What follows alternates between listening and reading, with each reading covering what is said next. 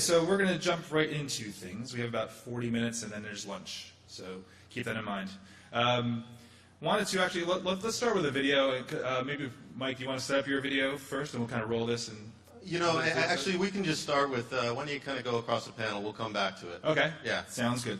All right, so we wanted to start It's really awesome, so you guys can, you know, just wait for it. All right, also, I also should say that if I knew Nardelli was sponsoring this, I would have worn a jacket. There you go. Apologize.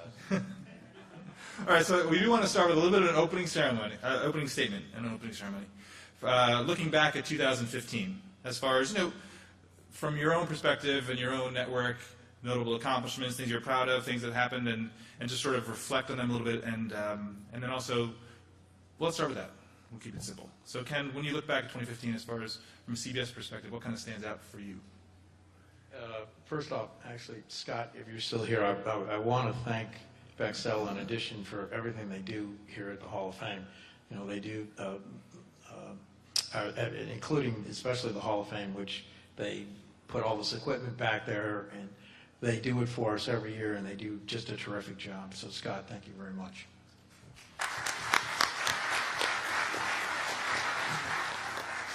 2015, you know, hey, for us, this is what we do. This is what we love to do.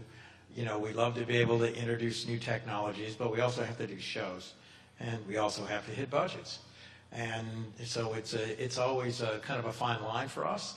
At CBS, we were lucky that we were able to pick up Thursday Night Football for a second year, which really afforded us an opportunity to play with some new technologies. You know, everything from our little pylon cam, which we introduced, ESPN did it as well. We've continued with our 4K squeeze-in shots using, you know, the Sony cameras, which have been really exciting. But a lot of the technologies that we use now that are the bigger things that we do are kind of like under the hood. You know, as we're moving files around and we're moving content around. In Thursday Night Football, as an example, we have, 13 trucks, and we've got pre-games and several production teams, and there's a lot of content there. And, you know, keeping track of all that content and how that moves, and if there's a certain play that we need right away, and we need to go to NFL Films in Mount Laurel, or we need to go back to the CBS Broadcast Center here on West 57th and grab a clip, we can do that. And we can get that back instantaneously, and we can get that on the air. So, I mean, I think it's been able to give our production guys some really cool tools. And, of course, this year, you know, for CBS every year, when one of us has its Super Bowl year, you know, then we're also trying out other things. So there's a bunch of technologies that we've been playing with, we've introduced. We've got some that may work, some that may not. But as I said, most of the really interesting things for us is been being able to move media around. Excellent, thanks. So, Mike, I guess from my perspective, and I'll lead you to this point, what you guys pulled off and gals on May and June was about as ambitious as, I mean, you might as well have just been launching a new network, basically, given what you guys were doing. Can you reflect on what, you know, maybe tell people, obviously, for maybe forgotten, what you guys all did between May and June of this year? Yeah, it was pretty damn hard. We were, you know, really proud of the things that we accomplished this year. Mainly, you know, we had the Women's World Cup, and Kevin Callahan and the group of people that he put together to execute what was a phenomenal undertaking was a great start to our relationship with that sport, with the World Cup and Confederations Cup and the Men's World Cup to come. And then at the same exact time, just 2 hours away, we were doing the U.S. Open in Chambers Bay. And I did that drive a couple times between Vancouver and Chambers Bay. And that was a real eye-opening and challenging type of event, a seminal event. Wouldn't you say, Game Creek? There's a lot of Game Creek trucks there. And for those two events, I mean, you know, we utilize every single person in the department. We've got a fairly small group of very dedicated people, and it came together great. And we did so, like Ken's been talking about, and I think that this has been the theme of the entire event, is technology, right? It's technology and what we're doing with technology. And there's really three types of technology that we are concentrating on here. The first is the technology for enhancement, and that is kind of all the cool stuff that we do. We started the Fox Lab, which is basically puts a fence around some of the things that we do. And I mean, if we're ready to roll the tape, we can just roll a quick tape on some of the things that we accomplished with the Fox Lab. Okay. And while it's rolling, I can tell you a little bit about the Fox Lab. It's a 10,000 square foot underground facility in Simi Valley. It's got 103 employees. No, actually it doesn't. It's me and another guy. And me and Zach Fields and our very, very talented group of collaborators and vendors kind of have come together to try to enhance our product. I mean, we pay a lot of money for these events, and we should make them look great. And that's what we try to do using these types of things from any amount of different vendors. And it's great to see everybody out in the technology hall showing some of these things. And then I think the other type of technology that we've been talking a lot about here is the technology for efficiency. So this is the home run productions, the next gen productions, these types of things that are happening that we need to make business sense of what we're doing. And there's an awful lot of ideas around the technologies of efficiency. And finally, there's whatever technology there was to get Steinberg, Sullivan, and Aldis into the Hall of Fame all at once, which is something that people will be researching for some time to come. But yeah, it's been a great year for Fox Sports. We launched Encore, kind of a seminal production unit, along with I think some great production units have been launched, CBS and some others, with the IP routing infrastructure, which was kind of new. It's hard to believe that actually happened. That was this year we did that, right? It was, okay, it seemed like it was a while ago. And there's many, many other things that we could talk about, but I'll pass the mic. Excellent. So Darryl, from obviously, I guess you're planning for an event for next summer, but maybe look back at last year, and then also what we should expect for Rio. I guess one of the big things for us this year, we launched NASCAR and all the technologies around that. Again, the points being made here are actual coverage and kind of helping people process what's going on with the sport. We're trying to, I think we're all trying to get more folks to watch it, more folks to process it. And in terms of efficiency, slowly each of the different sport units kind of moving closer and closer to being comfortable with file movement as the primary means to get footage around. Realizing that it was first one brave team, then two, then 6, then 10, and you realize there's files moving throughout the globe on the contribution level, exchanging melts, allowing us to kind of fold it into other programming back at the plant. And one of the other big things is trying to do more production from home, sending fewer and fewer people out on the road. And it doesn't work for every show, but it's interesting to see where it's applicable. We can actually cover more events if our model changes slightly. So those are some of the small things. And on the Rio front, we're gearing up now, kind of building all the systems to ship out to Rio for next summer. I always feel like it's moving very slowly, but I suppose that's my job. But we're getting there. Things will probably go on the boat in February for the summer games. So, a quick question on Rio, because I guess obviously this is the first time that an Olympics has basically been on the Eastern Standard Time Zone since 1980, right? Lake Placid. Correct. So, what are your expectations as far as how that will impact the way you work? And also, I mean, I'm going to guess the ratings could be out of this world. I won't. I'll leave the ratings projections for the next guy, but for us, it's we'll have the opportunity to do much more live on all of our cable networks. Obviously, we'll stream everything live. I say obviously like that's not a brand, but it's an awful lot of content. There's 42 sports, so it's an awful lot of content to be pushing around. But yeah, our expectation is that there'll be an awful lot live, and we're doing a lot of production at home. A lot of our control rooms will be at home. A lot of the cable shows will be produced from home. So it's an interesting kind of split model. We're still sending a good deal of people to Rio to be in country, both at the venues and at the IBC, but there'll be a good deal of production at home too. I know Dave Mazza, not to speak for him, he's always told me that he loves live because there's not 8 hours for the editors and the producers to sit around and kind of tweak a package. So do you think that overall? I'm glad you said that. Yeah, sorry. I mean, what's your take on the live challenge versus live to tape?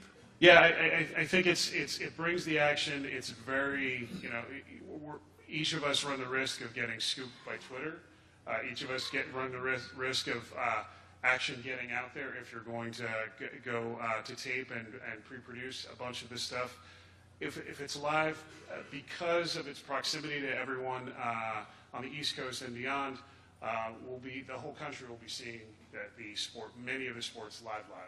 And it's been a very long time since that's been the case. I think it'll raise the excitement level. Yeah, absolutely. Good deal.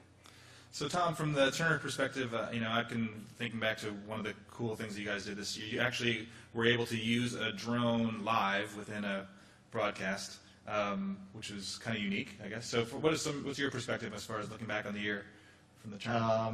Well, we've had a really fortunate year. I mean, we've had some great stories to follow, and I think that at the end of the day, that was really why we were so successful this year. We had a great NBA season with the Warriors coming, just a terrific story about Steve Kerr and bringing his team to a championship in his first year. We had an unbelievable baseball season, and, working with Susan was great. The Mets, and the Cubs, I mean. Just didn't last long enough, right? Yeah. Could have used a couple more games, Yeah. to be honest. I can't control that. Yeah, maybe you can, maybe you can't. The thing is, we considering the other side of it, I mean, we got lucky. See, so again, the fact is, we had such great stories, and then being able to have the tools available with the super slow motion, being able to mic players, being able to get into those perspectives that bring those perspectives of players and the game stories to them has really been what we focused on. So as much as we talk about technology in the first panel this morning about the producers talking about using it judiciously and using it in the right places. And that's what we really tried very hard to do, is not use it just for the sake of using it, but to really wait for the right instance to use it. Especially because there's so much out there, right, Tom? I mean, right now? If we just had to use technology for technology, we'd never get the game in. Exactly right. Right?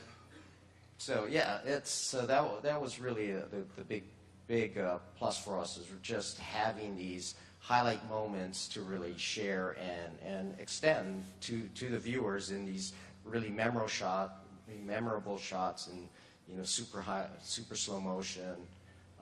It was just a tremendous year.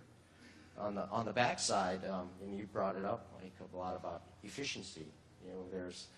This industry is in transition. There's a lot going on, and there are a lot of measures that are being taken to reduce expenses. So everything, from what was mentioned about file transfers, we're all in that now, where we're all moving things by files. The expectation of the consumer is now they want everything instantly. So, we have to get better at getting the highlights clipped, posted, any kind of storylines. We need to get them out as quickly as possible. So that's really been the challenge of trying to streamline those workflows, and it's tough because we're all having to do that with fewer people and reduce budgets. So on one side, it's been great because of the storylines. On the other side, it's been really challenging because of the economics. But all in all, it was a good year because we've been able to leverage these highlight moments and really focus the focus the attention on how technology can make the experience better. And I think at the end of the day, that's what we're all after. Excellent. So Susan, obviously we have a tape as well. Do you want to cue up the key up the next tape and then just a little intro on the Yeah, absolutely. So on the MLB Network side, well, first on a personal note, it was interesting this year being a Mets fan and a worker. It's the first time I've ever had to kind of balance those two since I've been working for baseball. And obviously we would have liked it to go 7 games, but at least it was great to see some teams in the postseason this year who we haven't seen in a while. The Mets and the Cubs. It was really exciting for baseball, and that was a great thing. Also on the remote side, we worked. We had Secaucus, which I know you have all heard a lot about, but that was a great addition to our showcase package, and also did a lot of working with CCAS technology, and we had some additional bandwidth from our friends from the Switch. Thank you, Joe Cohn. And we were able to do a lot of file transfers, which really was a game changer for us on our showcase side. On the studio side, which is the majority of our content, we built a new studio this year, which we were very, very proud of. Studio 21, after Roberto Clemente, and we got into LED technology for the first time, which learned about the world of pixel mapping and having to provide content for all these gigantic LEDs that we have, which are beautiful and incredible to have. But it definitely was a learning curve for us. So now we have a little tape kind of showing what we came out with. Certainly a labor of love. 8,000 square feet of beautiful. 14 back-to-back 55-inch monitors. We have a tradition of naming our studios after legendary players. Roberto Clemente. I buried a time capsule in here before they finished the floor. Hey, welcome to MLB Central, MLB Network's new morning show. We'll be with you live every weekday at 10 a.m. from our brand new Studio 21, named in honor of Pirates legend and baseball icon Roberto Clemente. I'll be keeping it real, giving you fresh, honest analysis on the biggest stories of the day, and take you behind the scenes with some of the best players in the game. 2,430 games will be played in the big leagues this season, and we're going to talk about every single one of them. We can't wait. It will all begin on this very cast and company. Safe to say it's been a disappointing year in Cincinnati. The highlight for Reds fans had to be seeing Todd Frazier win the home run derby at Great American Ballpark. Outside that, well, they did make some history. The Reds will finish last in the division for the first time in 32 years. The Rangers currently own the top spot, but by a slim margin, while the Astros and Angels will go head-to-head over the next 3 games, battling for a wild card spot or even a shot at the division title. The Angels have been able to make up some ground, winning 7 of their last 11 games, but the Astros are back at home now, where they have dominated, owning the best home record in the American League. Excellent, great.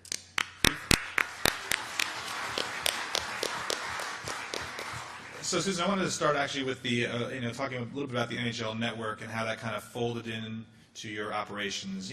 So from an operations perspective, I mean, what were some of the challenges there? What did you learn from that experience? What are you learning? Because I guess it's still ongoing, right? Yeah, well, I guess for us the main challenge was the time frame. We kind of got the green light, I guess, sometime in July and had to be ready to launch at the beginning of October. So, I just really, our operations and engineering teams did an amazing job to get this done.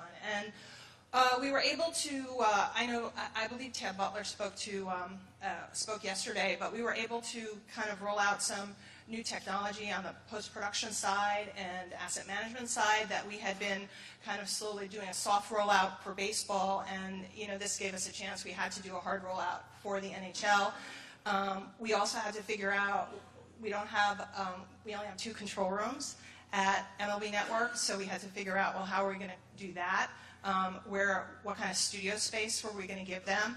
And, you know, luckily, the one thing that I feel that we do excel in is kind of content, graphic creation, our studios. So we were able to repurpose part of Studio 21 and give it to the NHL.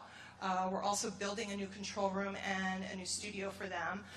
So that's really positive. That will launch in 2016. But, you know, as always, it's an accelerated time frame. But the more time you have, like I feel the less time you have, the more you have to rise to the occasion, and the more time you have, you're still at the end. You're not pushing to get your punch list done and to finalize everything. So kind of a mixed blessing. Gotcha. Excellent. So, Mike, let's start with the lab thing that you have going on, which is interesting. I mean, we used to have the CBS labs back in the day, right, that did a lot of research. So where do you start as far as just generating ideas, coming up with ideas? I mean, are there things that just pop into your head in the middle of the night, or you guys have actual formalized meetings where you sit down 6 months in advance of an event and say, let's figure something out? Or Dude, we should totally do that. That's a good idea. We should meet about this stuff first. Now, Zach Fields and I, you know, we listen to production in terms of what they want. You know, typically production isn't entirely sure what they want. You know, it's almost like, and this isn't like a knock on production, but, you know, it works a lot better sometimes if you give them a bit of a start and then they help with the process. So I like to talk about golf a little bit here because we were given the task of putting together the most technologically advanced, you know, U.S. Open that had ever been broadcast. And, you know, we had some big shoulders to stand on, but we collected a lot of, so the first thing we did was say, all right, well, wouldn't it be cool if, right? Wouldn't it be cool if you could see the undulations of the green? Wouldn't it be cool if you could see, you know, the flags, the markers of how far the bunkers are and things like that? And a few other things, you know, wouldn't it be cool if you put a camera on a little remote control car and, you know, chase Phil Mickelson around? I mean, that's something we did as well. So then we kind of just visualized it. I mean, I think that so much of what we do in terms of enhancement technology is visual. You know, I mean, it's like it passes what we call the bar test, right? And the bar test is, can I tell what you're doing if I was sitting at a bar, right? And if it passes the bar test, you know, it looks pretty good in a deck. And then you look at the deck and say, okay, this is how we visualize this, and we put it out there, and, you know, people like Sport Vision and Hawkeye and Pro Tracer and some friends from Swiss Timing and these guys, they all got together. And last year this time when we were in the Franklin Templeton shootout, we had this, it was one of the edit trucks from Game Creek, and it was like the United Nations of technology, you know, providers, right? We had the Swiss guys and the Austrian guys and the Australian guys, and the Australian guys kind of hated the Swiss guys because they stole something from them a while ago, you know, or something like that. I don't know, but it was a great collaborative sort of thing, and from there we were able to take that and piece out and say, okay, this is going to be our technological profile for this. And working with production, what can you guys really use? And then from there, you know, we've thinned the herd a little bit this year, and you know, it's gonna, those graduates will move on, and other ones will sort of come in. The other thing I wanted to mention in terms of next gen stuff was virtual reality, because virtual reality is something that we can talk about now, and it's real. It's virtual. That's a stupid thing to say, but the type of quality that you're getting is really close now to something compelling. And with the amount of consumer technology that's going to be coming out over the next 18 months, it's a whole new set of production, and this is where things get really fun. And the reason is that nobody knows what makes good virtual reality yet. So you get to screw around, you know. You get to say, okay, you know, can I actually cut a show with virtual realities? Does that work? Can we put graphics in it? Or do I just plunk a camera down and off you go? So we had a lot of fun with that. We had 3 cameras out at the U.S. Open for you know, with a company called NextVR, and we streamed those back to some of our people who are hither and yon in the country, and it worked. You know, I saw, you know, one of our guys from you know, at the Women's World Cup watching the U.S. Open, you know, 6 green, 7 tee, and sort of spinning around in his office chair aimlessly. And I'll leave you this one thing about virtual reality. The first thing is this, that if you ever put a pair of goggles on, the most important thing to remember is keep your mouth closed, because you look like an idiot if you don't. So this guy's like, like this. But it was great because he was sitting right there on the knoll. So in terms of the labs, it really, the lab is just sort of a term we give to put a fence around all this cool stuff that we're doing. And I think that's the competitive part, right? That's where we try to one up each other, and hey, these guys have the pylon cam, man, I wish I'd done that, and then the other part, when we were talking about the efficiency bit, right? And this is also sort of kind of part of the lab, but not, is that that's the non-competitive part. I think that's where we can all be collaborative in terms of, how do we become more efficient together? I mean, to me, that doesn't really seem like a competitive type of thing. It's almost like a rising tide floats all boats at that point. And a lot of the conversations I've had with a lot of you guys is that, there are conversations to be had together among networks, among competitors, that can really help in this regard. So that's something, if I was to apply a call to action, is that to be collaborative and to talk with the vendors and the competitors to figure some of these things out together, I think can help the industry as a whole. Otherwise, we're doing the same exact thing, just in parallel. Right. Well, the VR is obviously going to be a big deal at CES, I think, this year. And I think the big complaint people have had is the resolution of the screens, and there's going to be some big steps on that. But, from all your perspectives, as far as what are your thoughts on VR? And then how do you, given all these budgetary challenges, how do you kind of free up the resources, financial and or personnel, to actually do these things properly? Okay? First off, I'm just trying to picture Davies doing the bar test with the goggles on and your mouth open. I think that happened last night, actually. Right. The VR thing, we've all been looking at it actually for probably a year and a half. And, looking at some of the things that XVR has done, and we're doing tests with them as well. And I got to tell you, it's a whole exciting, different experience. So how are we going to afford it? How is it going to work? I don't know. I think that it is, though, it's kind of 3D on steroids, and it's a unique perspective. I'm not sure how long I can, an old guy like me could actually sit and watch it, but the millennials, I think, probably will have a little bit more patience. And when you see, when you're looking at the scene, I saw some of the footage that you guys had at the U.S. Open as well, and some other footage that NextVR has been showing. And you can see where you can put graphics in it, and you put yourself in that seat, in a football seat, maybe right behind the bench or the coaches, and you literally are there. And I think that, a lot of things that are going to have to come, how's the audio, and what do you do with the audio? Yeah, audio is real important.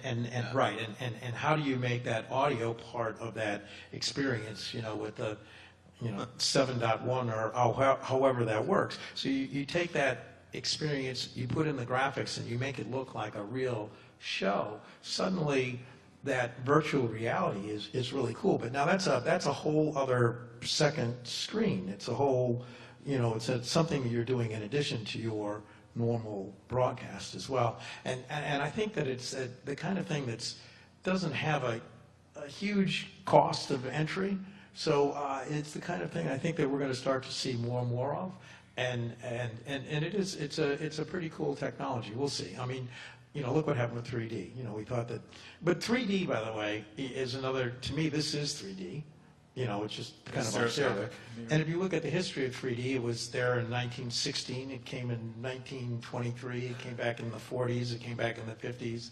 It's going to come back again, off and on. It's another platform. But the virtual reality thing, with the kids playing games and how they're growing up, this is the way they consume media. And I think from a sports point of view, this is really kind of the next frontier. I think it's going to be really cool. Yeah, and I mean, I should mention that. I mean, it's not only Next VR. I see like Jay Abraham getting really mad over there. I say, you know, there's other guys too who are in the space, and you know, it's a lot of competition. And yeah, I mean, there's no way right now to make any money out of it, Right. but there will be, and it's a super disruptive type of thing. And yeah, it's completely at odds with the other thing. So in one breath, I'm saying, okay, virtual reality, and the next one, you're like, okay, well, we'll send 4 cameras home for college basketball. And, you know, there is that dichotomy at the moment, and yeah, it's hard to resolve. We got to be able to run commercials in that VR. That's all, you know. Totally doable. You can put it up like in the sky or whatever, and you know you can have it right in your face. Right. Darryl, is there anything going on from the NBC perspective as far as VR or what your thoughts are? Yeah, we too are looking. I think everyone's struggling with where to use it, how to use it, how to fit it into the rest of the profile. There are some opportunities with getting people kind of immersed in somewhere far away, and it's. I think you guys hit the challenges on the head. How do you make money from it? How do you kind of monetize the thing? But we're kind of doing, I think, the same test that we all are. Because if you don't, I mean, it's gonna happen, and you know, I mean, that's the problem. So you have to stay on top of this stuff. Correct. Yeah, you have to keep playing the hand just to see where the technology goes. But we're kind of trying things out at each of the sports to see where and when it would fit. Right. It's interesting if anybody has, you don't have to have the glasses. If you download the New York Times has a VR app now, and it's fascinating because you can, when you launch it, it says you have the glasses or not, and you can actually just kind of get a sense of how you can kind of scan around the room. But it was, I was amazed at how powerful it was for news, you know, because they do this airdrop where you're in Africa and they're doing the food airdrop, so you hear the plane come overhead and you see the chutes come down and the packages hit and you see people run to get the rice, and you realize how immersive. And then when you take your glasses off, you almost, it's that shock of being where you are. You kind of almost, you're so immersed. It's going to be fascinating to see how you can do it for sports and make it really more than just making you feel like you're sitting in the stands in the 30th row at a football game. Right. Indeed. Yeah. So we have about 8 minutes left. So I do want to tackle another interesting, obviously big topic, is this whole UHD thing. We talked about it yesterday a little bit about the HDR and the resolution and the experience, and there's not really that sense of people saying this is what UHD is going to be. So how do you all look at UHD? I mean, I know that speaking of the Olympics, I think there is at least the opportunity. OBS is going to be taking the 8K NHK feed and making it available as a 4K feed. But how do you all look at UHD, and is there a chance that there will be some UHD Olympics, you think? Yeah, it's possible. We're investigating. Again, it's you know the same challenge that we saw with the 3D footage and so on, where we kind of have to figure out the math. How many households is it going to get to? What the consumption is going to look like? But it's something. With OBS making that move, it makes it easier. We can take a bunch of the content and get it home in some way. We're kind of, again, like so many of the parallel technology things that you'll hear about, we're all kind of waiting for kind of the math and the economics to work out and make sense. Mm-hmm. And that's where we are. So Susan, maybe just because obviously by the time we get to this event next year, the Rodgers will have done 81 Blue Jays games, right? I believe in UHD. That's the correct. plan. So what's, you know, when you look at that, that's a product that's available to you, so you can at least use it to make your highlights better. I'm guessing you can bring it in. But how do you kind of look at UHD, and have you talked to the Rodgers at all about that whole project? You know, we really haven't had that many discussions yet about it. I think from our standpoint, we don't really have a roadmap right now to UHD other than future-proofing what our technology decisions are, so that, you know, should the opportunity present itself and should it be the right decision for us, you know, on so many, you know, financially and in terms of distribution, we'll be ready to do it. But right now, we definitely don't have any concrete plans for UHD. But I did want to say one other thing about virtual, because we too got the New York Times glasses, and you know, I hadn't really poo-pooed it beforehand, but you know, the glasses, it kind of makes me dizzy and everything. But seeing it really was very powerful, like what you said, Ken. And it's a very active way to participate. in the virtual world because you're moving your head and you're kind of determining as the viewer what you want to see, which is why my kids were enraptured with it. So, which is why I do think that there is a place for it going forward because it is a very participative kind of technology.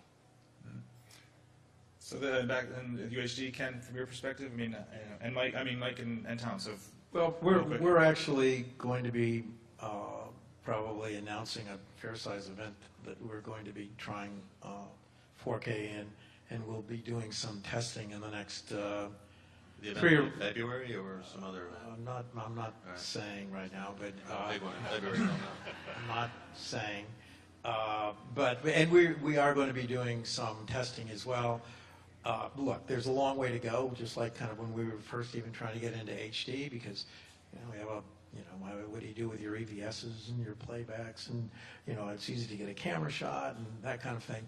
And what's the ultimate end game? We all know that looking at a screen size like this, which is what 45 inches just sitting in front of me, or 46 inches, and if I looked at 1080 there and I looked at 4K there, there's not going to be a lot of difference. And so that's one of the things that's a barrier. Plus, it's a whole cost for us to go through again, which is, it's like, why are we going to do it? But I think it's one of those things that will seep into our systems over time. The monitors that are all being sold by the manufacturers are 4K capable, although remember they were 3D as well. And the manufacturers are wanting to sell 4K equipment. We are using 4K cameras in Thursday Night Football as an example, to be able to give us that higher resolution. We want to zoom into that cool play is he foot in bounds or not. So that it's going to happen whether we like it or not, but I think it's going to be, my feeling, it'll probably more like osmosis, over time. As far as a distribution medium, it really gets down to the tablet and the mobile, because that's where it has a bigger impact. If you're going to go 4K or 8K, it's either one of these big babies, or it's your mobile device that a 4K will make a difference. So, as Bob Bowman talked about earlier, and he's a guy that's streaming a lot of video, and actually, as he said, he get to 85, 90%, this, of going to mobile devices, he's going to be looking more at 4K than maybe some of the rest of us traditional guys. It's kind of the way it is. But I think we will tiptoe into it. Do you think it'd be like rodeo, maybe? Rodeo, no? 4K rodeo? Why not? So as far as the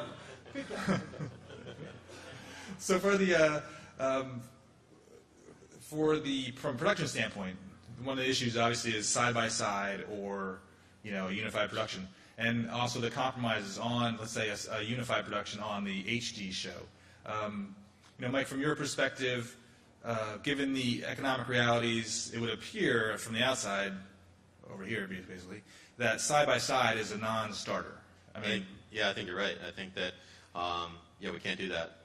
But we did some tests out of Franklin Templeton, using, there's a lot of good tools out there right now for 4K. And like, Susan says, we're sort of future-proofing ourselves with the different things, the way we're building trucks, the way that, Peacock was built, or CBS was built. We turn on 4K. It's probably not as easy as I'm talking about, but we did do some testing, and we determined that all-in-one production for 4K and HD is completely possible and will be possible. And that, look, the other thing is, you can always mix in other sources, right? Just because you can still fulfill your promise to the viewer by having only a certain amount of 4K cameras, and then, maybe your RFs aren't 4K and your hyper modes or whatever aren't 4K, but it'll get there. Like Ken says, you're kind of like waiting for the distribution. And the way I see it is that I think that there's some other companies that might require that to fill their platform, and we're ready and waiting if they want some help with that.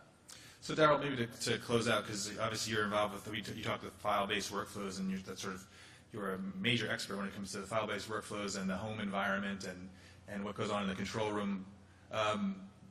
Everyone's talking about 4K as it relates to the production side, but obviously, what do you see as the impact on just the way files are moved around, because you guys have all become so accustomed to having real great flexibility in terms of file workflows. So what's sort of your sense on that? Yeah, it's the other part that has to be figured out, like how we store these files long term, how we color correct these files, how we move these files around. The bigger the file, the bigger the headache.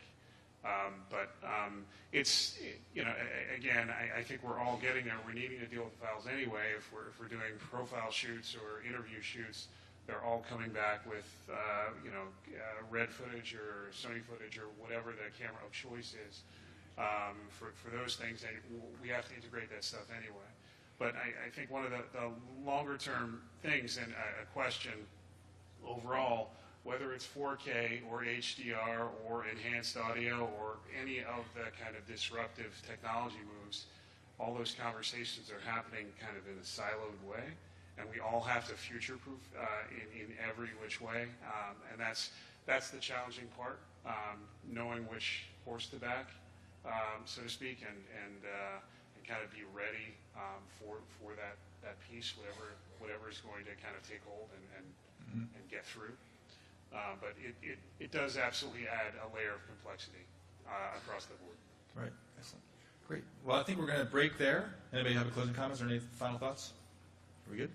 Everybody good? Excellent. Okay, so we're going to break for lunch. Lunch is on the second floor down the hall. We will reconvene here at 1:15 for a discussion about, some next VR and also POV cameras and new ways to acquire content. So thanks, everybody.